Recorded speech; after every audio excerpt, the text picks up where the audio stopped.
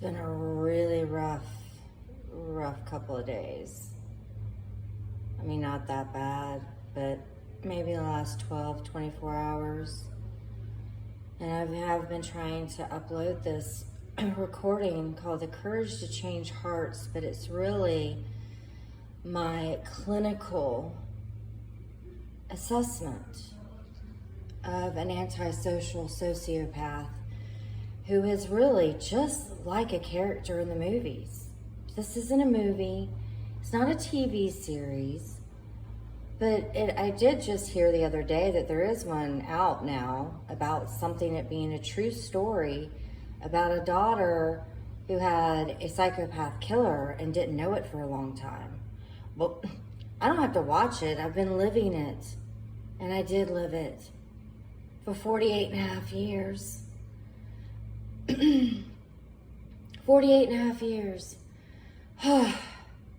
It's a crack in the throat chakra and the voice quote box. It's not a box. We have vocal cords connected to our spirit, within to our pineal gland.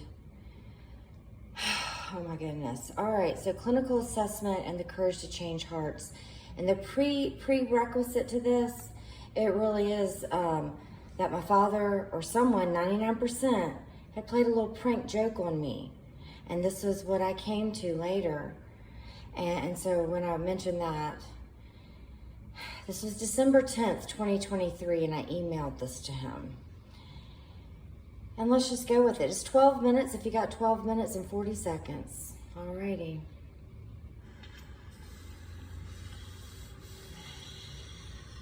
I'm here for Mom and for my grandmothers and for the others.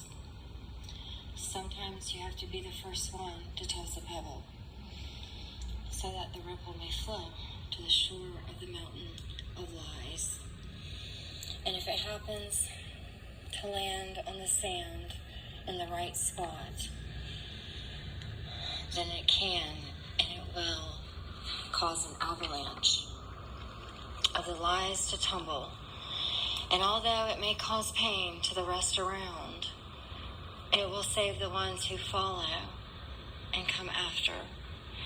And the ones that have been around have been hurting all along anyways. He survived 4 heart attacks, maybe 5. I don't think he's going anywhere for a while longer.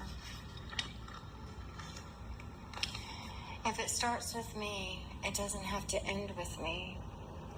So the beginning and the end doesn't matter. Because as Mom would say, it didn't start with me. She was fooled for 2.5 years because before, she married him. And the most sadistic of all are patient.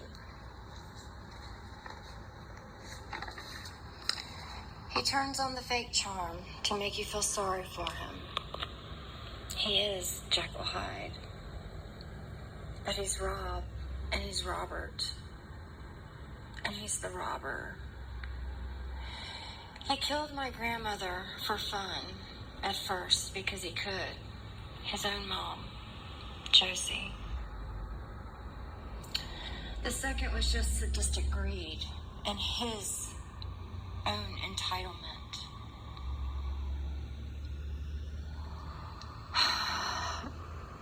That 99%, I'm pretty sure he had something to do with Amber DeLoach.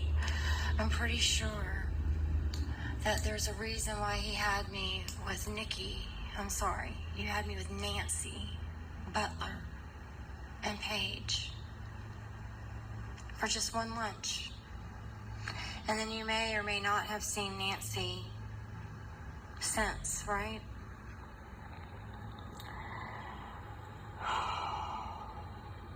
Peggy Redmond's daughter, Christopher, Jessica, Ashley, the other one, Catherine, Sandra,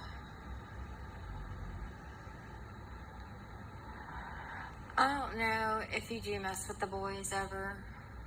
I've only suspected it with little Rob because you brought it up that he had this baby mentality or this baby, like, whiny little, like, you know, it's like an injured little kid when he was getting older.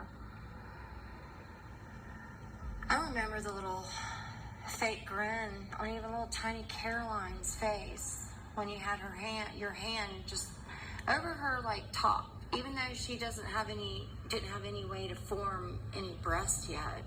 It was just an uncomfortableness that I saw. And maybe I projected that, and I'll admit that. But I think when you know, because you can sense that you've been there. She was uncomfortable in your arms that day at the restaurant. I mean, I don't think it was Zaxby's. It was another one we went to, just casual.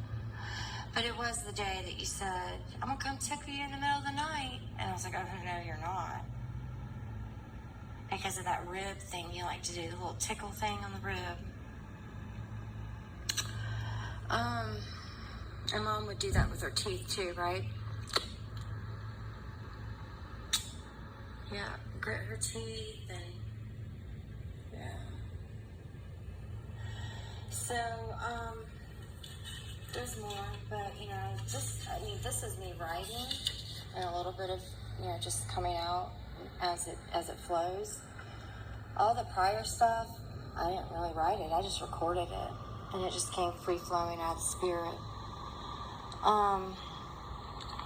Yeah, personality traits.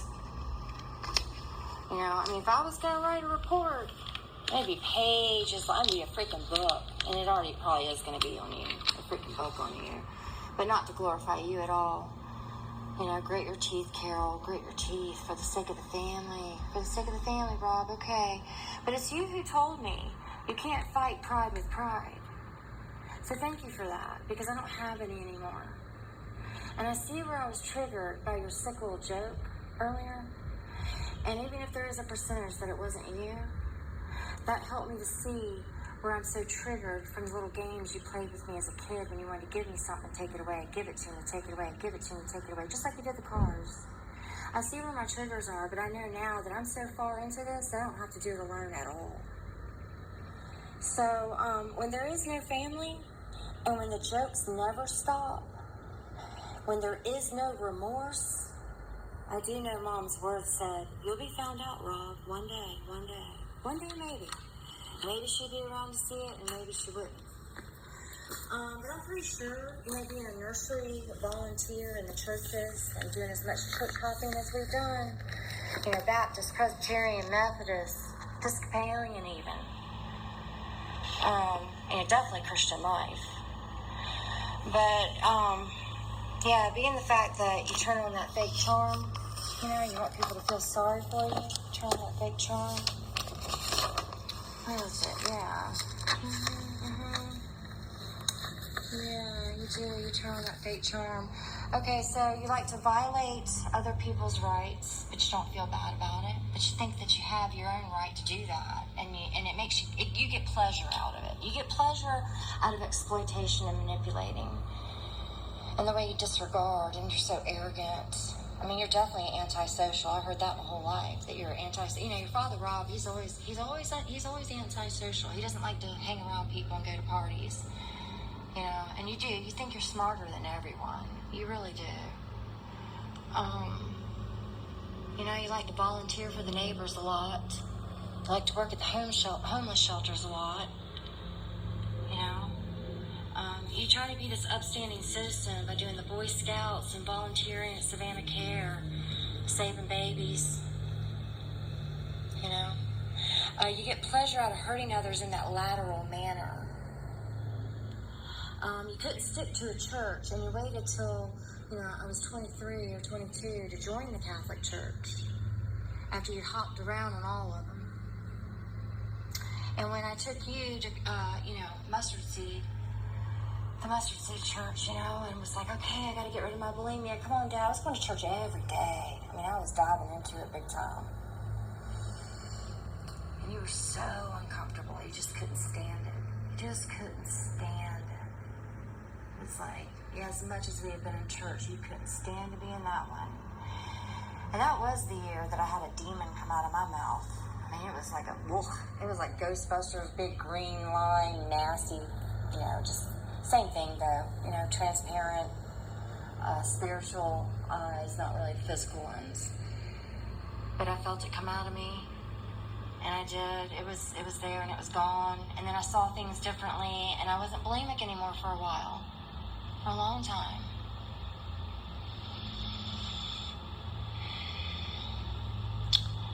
Yeah, so, I guess that's it. Antisocial personality, it's both the sociopath or the psychopath. You're definitely a pedo.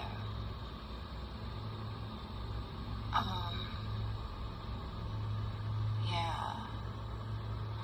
I mean, I feel like I want to say more, but it's like, do I need to? Probably not. I mean, but I hadn't talked to y'all in so many years, and I don't even know if y'all can listen to this.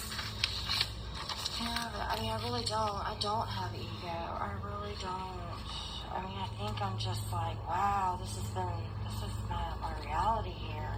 That you were so jealous of me and my mom. So jealous of me and my mom. I couldn't stand it. That I was the sunshine of her heart. It's really what I think it comes down to. So anyway, I just,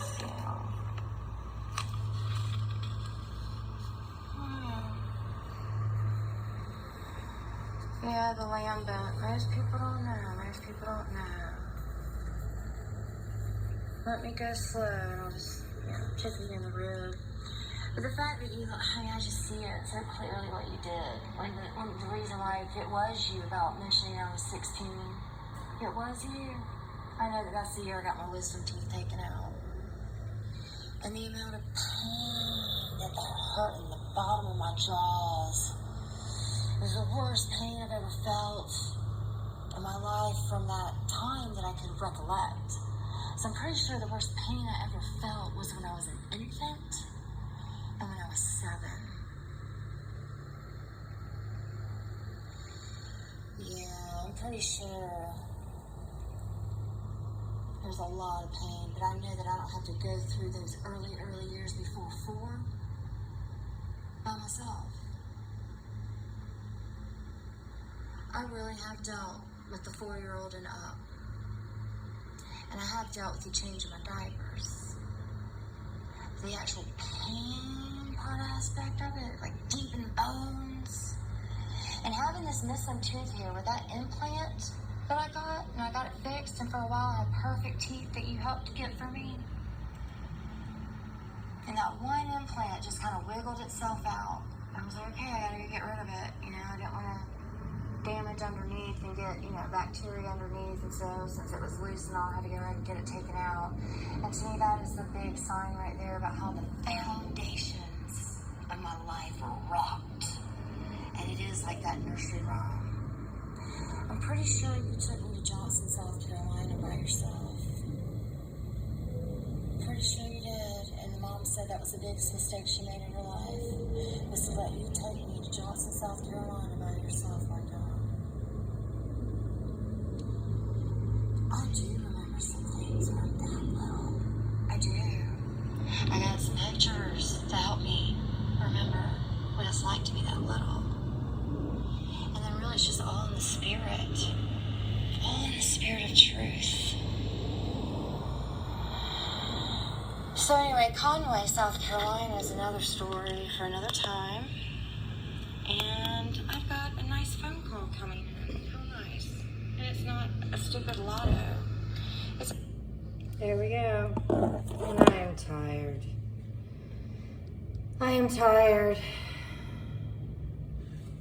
And I want this to be over with.